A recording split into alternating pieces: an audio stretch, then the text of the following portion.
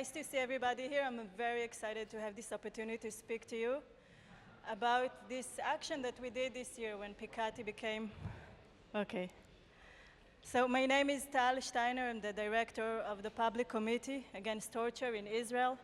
And this year, PCATI became the first Israeli NGO to formally engage with the ICC, asking the Office of the Prosecutor to investigate and prosecute Israeli officials for war crimes in Israel.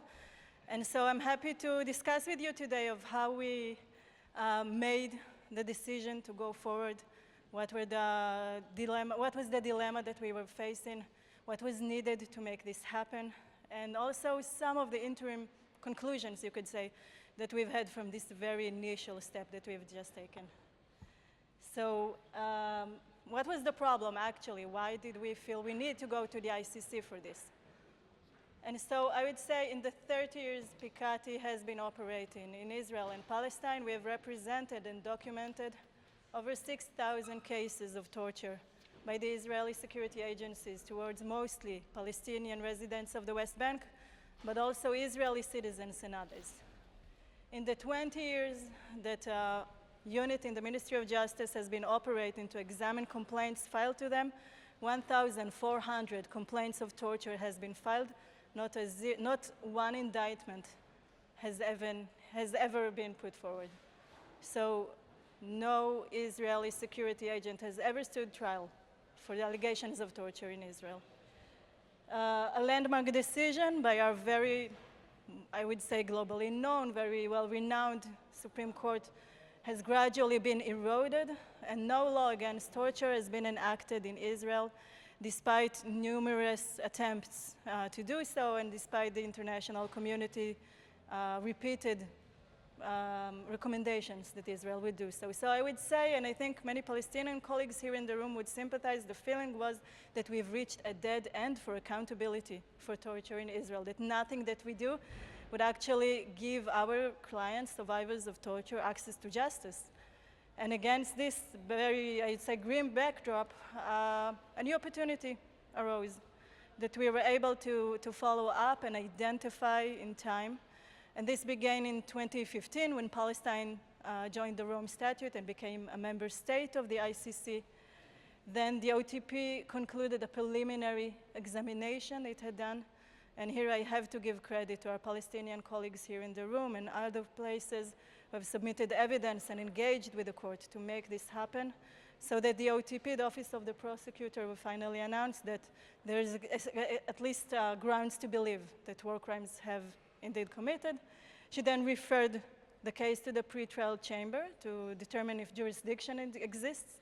And in February 2021, the court assumed jurisdiction over the case. Very shortly after that, the Office of the Prosecutor gave an announcement that she's now opening a full and formal investigation. And what was very crucial for us to understand is that in her announcement, she said that the crimes identified are illustrative only, and the prosecutor's investigation will not be limited only to specific crimes, because the prosecutor has identified settlements, it has identified killings of civilians in Gaza, but it never spoke specifically about torture. So we had to see if we also had an in there, legally speaking, to speak about torture. And when we saw this announcement, I think this was our cue to understand that there's a new opportunity that hasn't existed before.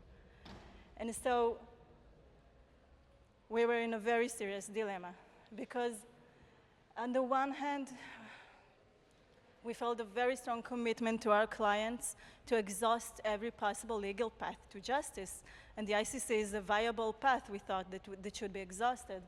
We also considered that there is a unique and time-limited legal opportunity. The investigation would not go forever. At some point, it would be concluded.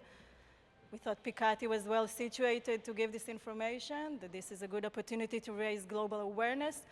And most importantly, we felt that even though Israel formally does not engage with the court and actually boycotts all proceedings formally, still the pressure that would be applied to Israeli officials, the risk of being persecuted at the ICC, may still mobilize some change within Israeli policies, even if the actual investigation would not merit indictments. On the other hand, there were very significant risks to take into consideration too. First of all, the risk to our clients, the survivors of torture. Many of them still incarcerated. Palestinians living under absolute, total Israeli control over every aspect of their lives. So should Israel want to retaliate against the survivors of torture, the witnesses that would come through, it could do so very heavily. We also considered the ICC track record, which is far from perfect, the fact that PCATI has never done, and no Israeli organization has ever done such a move before. We had to very seriously consider the risk of governmental retaliation. Those of you who are here with us tomorrow on the session about human rights defenders operating in countries where the foreign agent law exists, this is something that we had to consider, especially consider that 1 year before that, Palestinian colleagues also here present have been designated terrorist organizations by the Israeli government in a decision that we're still fighting to revoke. And while this has happened to Palestinian organizations and as Israeli organizations, we enjoy certain privileges, and I'm sorry to say that, but that is the reality. We also considered that this could change. A new government could come, and this could put our organization, perhaps all NGOs fighting against occupation, in a different place than we were before. And also we had to consider the loss of legitimacy in Israel, because for most Israelis, war crimes and crimes against humanity are very loaded terms. It's very difficult for Israelis to look at ourselves and identify ourselves as war criminals, given the history of the state and of the people. But finally, we decided to go for it, and I think what motivated us the most was, first of all, the moral support we received from the survivors of torture we represent. Our clients were eminent that this is what should happen, including the ones still incarcerated and at the most risk. And also that we had nothing to lose, considering really this deadlock that we arrived in. Something radical had to happen to start changing the conversation around torture in Israel. And so we had to design this action that we've never done before. We had to build the legal framework of what are actually the legal arguments here, or what is the capacity of the organization, the advocacy strategy, how to speak about this move with international, but also with Israeli and Palestinian societies. And here I have to give credit, of course, to FIDH, who greatly supported this move. May and Delphine from the International Justice Desk, Dania and Doreen from the Hague office gave us tremendous support. Without them, this would not have happened, and I would not be speaking here today. And I want to say just one note about capacity, because we're running a bit out of time. One of the major things that we had to consider is also the ability of our staff to pull through and to continue and be resilient during this, what was actually a very scary move, because we did not know what would be the governmental retaliation, what would be reactions from, let's say, extreme right-wing activists in Israel, and this, of course, exists. This is a country has undergone a populist trend over the last 10 years. I didn't see a talk about it in this conference, but if anyone here is interested to speak more about secondary trauma and burnout and how to build staff resilience, I'm very happy to have this conversation. This is one of the key things that we had to do considering this move. I would not go in depth into the legal framework, what was actually submitted. It's all available online on our websites and also on FIDH's website. We did claim that high-ranking Israeli officials are in fact involved in war crimes of torture, of unlawful deportation, of denial of fair trial. We argued that Israel is unwilling and unable to execute justice, and the OTP must therefore intervene. And then came the day, and it was on the 7th June that we launched the campaign of the submission to the ICC. You can see on the right the first page of the communication itself, some graphic design and branding, which is always important. And then we also, of course, had some very nice media coverage. Here on the left side, you could see Ronen Bar. This is the head of the ISA and one of the key people that we believe should stand trial in the ICC. But what were the reactions? I mean, we prepared ourselves for something so severe to happen, and what we encountered was silence. Not a single official comment, no retaliation from right-wing groups, which was very surprising to us. And I'm still debating if I was disappointed or relieved that this has happened this way, because we understand that this is part of Israeli official policy to boycott the court formally, not to engage, not to show fear, not to show panic. They also learned from past endeavors to smear Israeli NGOs that backfired, making them even more strong and well-known. And also the election. In a week's time, Israel is going to go its 5th election in 3.5 years, so that may have stole our thunder. On the other hand, I would say that reactions from clients, survivors of torture were amazing. People came out of the 17 individual cases that are presented anonymously in our submission. Some of them came out on their social media to say, I am one of the witnesses identified here. I'm glad that I was able to support this move. Some of them have even engaged in advocacy sessions that we've done later in The Hague. So that was very heartwarming and very important for us. And so finally, some of the conclusions of this process that's still ongoing, because this is still fairly new. We're only talking 4 months in. First of all, that preparation was key. Even though that some of the risks that we anticipated did not materialize, the fact that we were prepared and are still prepared for them makes us, I think, stronger, more confident in ourselves, more accountable for our clients and for our team members. It's not a one and done. Obviously, we would have to continue advocate for the court to engage in this case, as in the situation of Palestine altogether.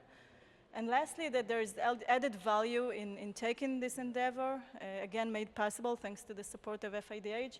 It did increase our capacity, our ability to go and do things that we haven't done before and extend our outreach. It also, I think, very much enhanced the support and the legitimacy that PCATI now has with survivors of torture in Israel, because again and again they reiterate how important it was that we reach out, that we convey this message beyond the rule of Israel and the Israeli legal system. And so we are very hopeful that this would continue and we would continue to advocate. And thank you all for being here and hearing a little more about that. You're very welcome to go online and see more of what we've done there. Thank you. Are we taking a few questions or one at a time? Okay. So we prepared for a very serious backlash campaign, because there are also, as you said, very well-organized right-wing groups that are not governmental. On the Israeli side, as I said, complete silence. Only also on the side of those right-wing groups like Im Tirtzu and others, I don't have an explanation for that, because it did make the headlines. Some comments on social media, some very light death threats. No, I'm kidding. All in all, not as bad as we thought it was, but it's still ongoing. I mean, and the situation develops, and just recently our lawyers went to a very ordinary hearing at the Supreme Court, and they were attacked there by activists, not specifically relating to the ICC, but the space for civil society in Israel is shrinking, and we are feeling that. Just I would like to admire the courage. It means a lot coming from you. And just to say about jurisdiction, that this was indeed the case that we had to solve, and this is also why we connected the unlawful deportation to the torture, to the denial of fair trial, to show a continuity of a crime that begins in the 67 territories, ensues in Israel, and then affects the Palestinian communities back in the 67. So this is something we considered, and let's hope it works. Okay, so thank you very much. Your presentation was very... Just a second, sir. We did not receive any response in the courts yet, which was the first thing that I anticipated, that the court would say, well, if you think we're unaccountable, why do you even bother going to us again? This has not happened yet. When we have had discussions, committee hearings, and the Knesset with people from the Ministry of Justice, so far so good, but as Shawan said, you never know. It could develop differently. We did not submit the communication to the General Attorney's Office, but they were made aware of it, I know, and that we haven't received any formal reply. Sorry, there's a gentleman there that's waiting to speak. Time of apartheid, it was not included, it was not enumerated as a specific war crime in our communication, simply because it goes beyond our mandate. We're an anti-torture organization. This is what we know, this is what we understand, and thankfully, Israel-Palestine has a very vibrant civil society, and we know we have excellent colleagues to bring these cases and allegations forward. About the ICC delay of the investigation, Karim Khan was here yesterday. Maybe we could have asked him. I don't know to say what will be the outcome. I know it's been dragging. I know colleagues have been already critical of how long it has taken so far. I can't tell you. If it's political, I do understand that Israel behind the curtains does, I think, brief the ICC, engage with them, and we understand there's a lot of politics at hand. This is one of the reasons we thought, should we take this step or not? Because, of course, there are powers that are beyond us in this game. I have to stop. Okay, thank you, everyone, for your